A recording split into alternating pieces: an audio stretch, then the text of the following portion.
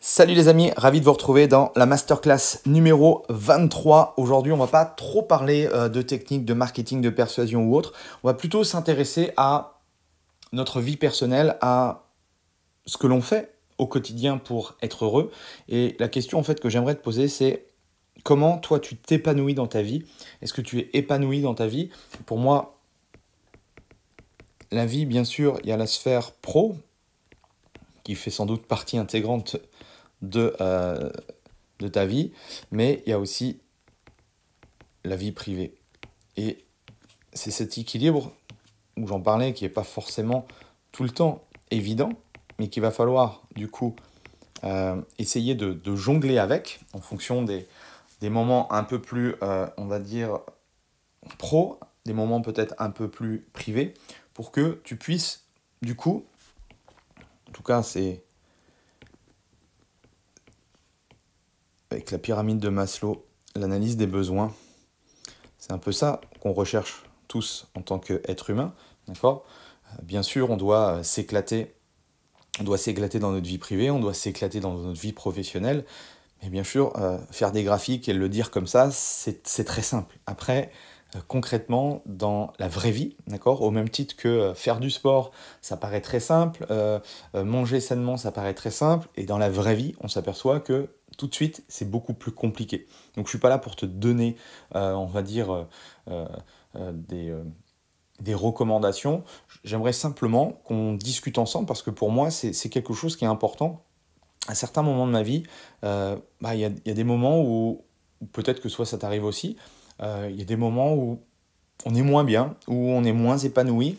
Et du coup, j'essaye moi de comprendre pourquoi, j'essaye de comment j'en suis arrivé là pour forcément euh, rectifier les choses. D'accord.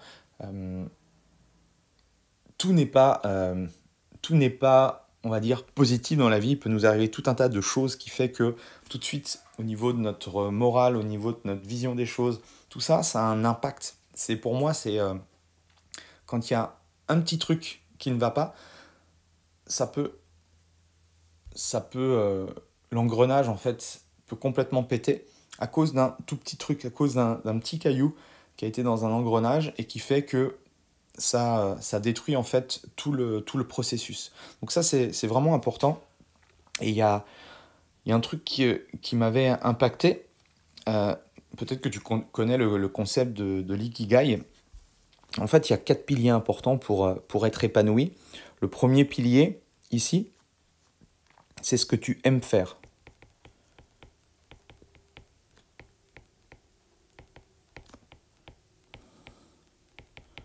D'accord? Moi, je pars du principe, et j'essaye au maximum, de ne faire, ou en tout cas la plupart du temps, de ne faire que les choses, d'accord,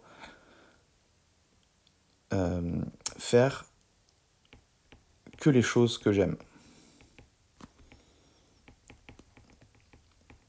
Alors bien sûr, il y a des choses que je fais malheureusement que je n'aime pas, mais bon, ça fait partie aussi de la vie. Mais en tout cas, essaye de lister dans ta vie professionnelle, dans ta vie privée, tout ce que tu aimes faire, tout ce que tu n'aimes pas faire, ok? Et au début, c'est simplement de les lister, et après, tu pourras travailler sur ça. Le deuxième pilier, c'est ce que tu sais faire. Et bien sûr, il y a quand même une différence importante entre ce que j'aime faire et ce que je sais faire. Ok. Et ça, il faut en être conscient. Il faut être conscient de nos points forts. Il faut être conscient de nos points faibles. Je pars du principe, il faut mieux renforcer ses points forts que de perdre du temps à essayer de gommer certains points faibles. Ça, on pourra en rediscuter et tout. Il y avait un bouquin qui m'avait marqué là-dessus. Mais c'est clair qu'il faut mieux aller dans il faut mieux perfectionner sa zone d'excellence, sa zone de génie, que de vouloir gommer des choses qui, de toute façon, font partie de notre personnalité.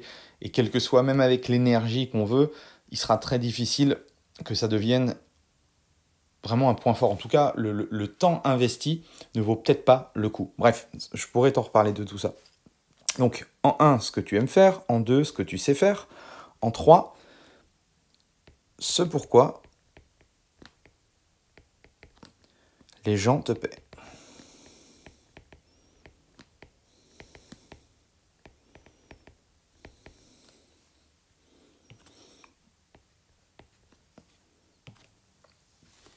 Si les gens te paient par rapport à tel ou tel type de service, bah du coup, si les gens te paient pour ta passion, chose qui est mon cas aujourd'hui par rapport aux activités que je fais, c'est juste exceptionnel. Je veux dire, à l'époque, si je prends mon métier de coach aujourd'hui, les gens me paient pour leur faire du sport, pour leur parler d'une bonne hygiène de vie, pour leur parler de trucs qui m'intéressent fondamentalement. Mais je veux dire, c'est juste incroyable, tu vois. J'aurais jamais imaginé, alors déjà, j'aurais jamais imaginé d'être dans ce secteur-là, mais de deux, que des gens me payent cher pour que je leur explique comment être en bonne santé. Ça paraît con parce que bah, moi, ça fait partie de mon ADN, mais en fait, pour la plupart des gens, mes conseils, je pense, sont extrêmement précieux. D'accord? Donc ça, c'est hyper important. Et le quatrième et dernier pilier, ce que le monde a besoin. Et ça, c'est aussi important parce qu'il y a des gens qui sont très talentueux, qui sont passionnés par un truc, mais en fait, les gens ne paieraient pas pour ça. Alors que si on regarde, alors bien sûr, je ne connais pas ton expertise, tes compétences, ce que tu vends, etc. Mais on va dire dans le métier de la santé, dans le métier du bien-être, métier peut-être de la performance si tu es plus dans le sport ou autre, il y a des gens, d'accord, très clairement, qui sont prêts à te payer, et te payer même très cher, pour réussir à leur permettre d'être en meilleure santé, d'atteindre un bien-être physique et mental, d'améliorer leur perf sur tel ou tel type d'activité ou de sport, etc. etc. Okay, et pour moi, ça, c'est extrêmement important et c'est extrêmement valorisant. Et dans cette notion d'équilibre qui est parfois, bah, du coup, bancale, euh, j'essaye vraiment de me raccrocher à tout ça. Et à chaque fois que je me raccroche à ces piliers-là, d'accord, eh bien, ça me permet justement de me ressourcer, on va dire, de me permettre d'avoir de nouveau de l'énergie et de pouvoir avancer de manière plus sereine. D'accord? Donc, dis-toi aujourd'hui, pourquoi tu fais les choses? Pourquoi tu es devenu coach sportif? On en avait parlé, je crois, sur les premières masterclass de ce fameux pourquoi. Mais c'est important, d'accord? Pourquoi tu as voulu, par exemple, si tu étais salarié, pourquoi tu as voulu quitter le salariat? Alors que bah, quand tu es salarié, tu n'as aucune préoccupation. Tu as ton salaire qui tombe tous les mois. Bref, tu as, on va dire, tes 35 heures, etc., etc. Qu'est-ce qui fait que tu as eu envie de passer euh, indépendant, d'accord? Qu'est-ce que tu aimerais faire de différent par rapport à ce que tu fais aujourd'hui? Qu'est-ce que tu aimerais justement mettre en place ou qu'est-ce que tu aimerais avoir et que tu n'as pas encore aujourd'hui? Ok. Donc, arrête d'être focus forcément sur l'argent. L'argent, c'est important dans un premier temps, mais après, c'est pas le moteur, l'essence même de l'épanouissement. D'accord?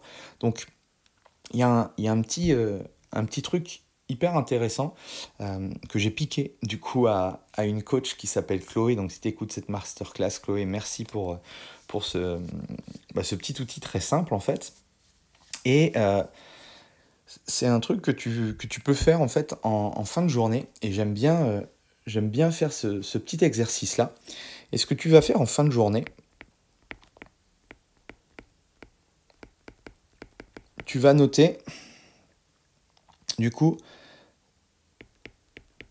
ton pit de la journée et ton pic de la journée.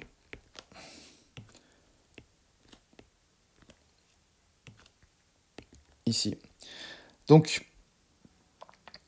le pic de ta journée, c'est en fait le moment qui a été le plus difficile pour toi.